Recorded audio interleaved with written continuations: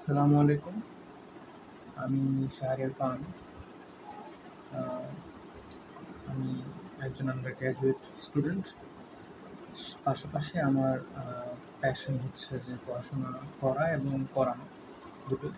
And I am also enthusiastic about research and all of that.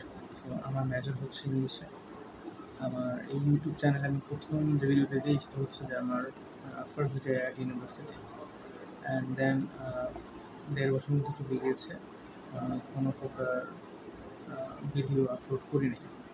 So এটা একটা অলসতা বলা যায়, বাট আই থিঙ্ক আমি আজকে টপিক নিয়ে আজকে আলোচনা করবো। টপিক নিয়ে আলোচনা করবো না, বিষয়টা হচ্ছে যে আমি একটা পিডিএফ আমি রেডি করেছি আমার কোর্সের জন্য। সেটা আমি আমার যে আজকের এই ভিডিওতে আমি সেটা শেয়ার করবো। যদি কেউ এটা থেকে কিছুটা উপকৃত হয় তাহলে I will be very it is safe, এটা অনেক ভালো হবে। সো আমার ক্যামেরার প্রতি, ক্যামেরার সামনে এসে কথাবার্তা বলা বা এসবের প্রতি অনেক বলা যায় একটা ভীতি কাজ করে। সো এটা আমার যেহেতু দ্বিতীয় ভিডিও, সেই হিসেবে আমি বলতে চাই যারা দেখবেন যে আমার ভুল ত্রুটিগুলো আপনারা ক্ষমা সুন্দর দৃষ্টিতে দেখবেন। আর আই হোপ যে আমি যে পিডিএফটা আমার পক্ষে জন্য রেডি করেছি সেটা আপনার একাডেমিক লাইফে কিছুটা হলেও আপনাকে সাহায্য করবে। সো বেসিক্যালি আমি হচ্ছে ইংলিশে মেজরিং ইন ইংলিশ। সো আমার কোর্সের নাম হচ্ছে general and western history highlights. I hope you will be familiar with this. যদি নাও হন তবুও আপনার এই যে ওয়েস্টার্ন বা জেনারেল যে হিস্ট্রি, আমি জানি যে ইংলিশে পড়তে গেলে আমাদের অবশ্যই হিস্ট্রি জানা প্রয়োজন হয়। হিস্ট্রি যদি আপনি না জানেন তাহলে দেখা যায় যে আপনি কীভাবে একটা নোভেল বা একটা ড্রামা কীভাবে একজন লেখক লিখেছেন সেটা আসলে আপনি ধরতে পারবেন না। আপনি যদি সেই সমাজ, সেই এরা, জগৎ, যুগ বা সেই দেশ, স্থান সব কিছু যদি আপনি খুব ভালো মতো যদি আপনি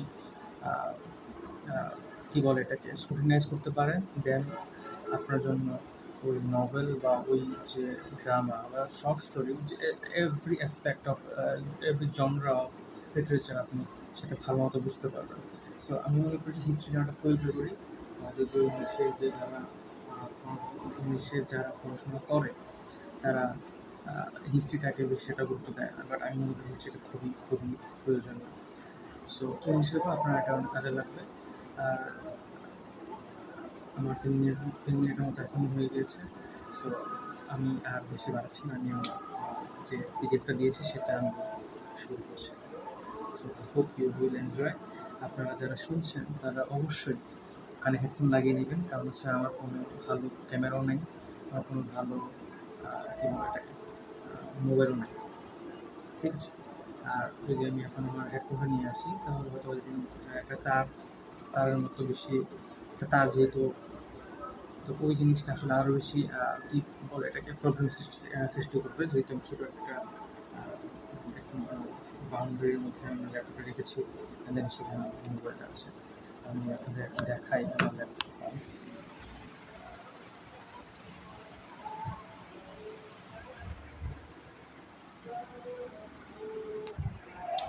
সো এই হচ্ছে আমার PDF. So I hope enjoy. 4 minute মতো হয়ে গেছে, খুবই boring. I hope so it is comprehensive history hand notes, ancient civilizations to reformation. So আমরা এখানে অ্যানশিয়েন্ট সিভিলাইজেশন থেকে ইনফরমেশন পর্যন্ত একটা ছোটোখাটো ওভারভিউ জানতে পারবো। পিডিএফটা 15 পেজের, আপনারা যদি চান সেটা আমি আমার ডিসক্রিপশানে দিয়ে দেবো। First one is civilisation. So what is civilisation? আমরা জানি সভ্যতা, সভ্যতা একটা জিনিস।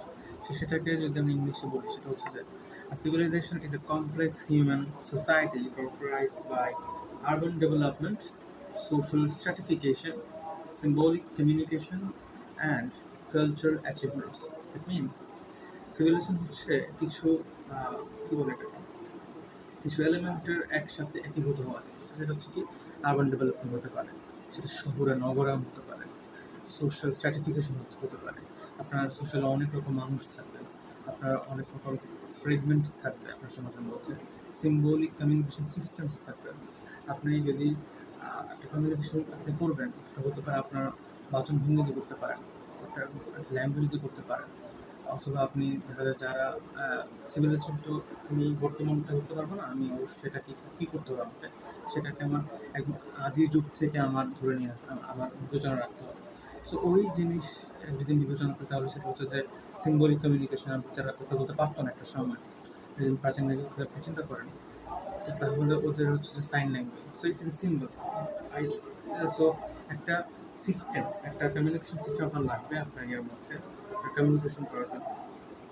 হতে পারে সিম্বলিক, হতে পারে ভার্বালি, যেটা আপনি যেটা ওই সিভিলাইজেশনের লোকজন কী বলে এটাকে আপনার প্রডিউস করতে পারবে। And last one is this cultural achievement. আপনার অবশ্যই কিছু সাংস্কৃতিক উন্নয়ন প্রয়োজন হবে। আপনি যখন একটা সমাজ চলাফেরা করবেন, আপনি যখন সমাজে বসবাস করবেন, তখন সে সমাজের নর্মস, সে সমাজের যে রীতিনীতি, সেগুলো মেনে চলতে হবে। নীতিনীতি যখন মেনে চলবেন, তখন সেখানে একটা কালচার গড়ে ওঠে। তো সেই কালচারটাকে কীভাবে আপনি আপগ্রেড করবেন, সেটা হচ্ছে আপনার বিষয়। সো এটা হচ্ছে সিভিলাইজেশন। সো আমি যদি দেখি যে কী ক্যারেক্টারিস্টিক্স যদি আমি এখান থেকে বলি, that is urban centers and cities, first one. Second one, organized government and political systems, social hierarchy and specialization of labor, written language and record keeping, complex religious and philosophical systems, advanced technology and architecture, trade networks and economic systems, art, literature and cultural achievement. So এখানে 1, 2, 3, 4, 5, 6, 7, 8, 8টা বৈশিষ্ট্য বা ক্যারেক্টারিস্টিক্সের কথা বলা হয়েছে। So খুবই সহজে বলা হয়েছে আরবান সেন্টার্স অ্যান্ড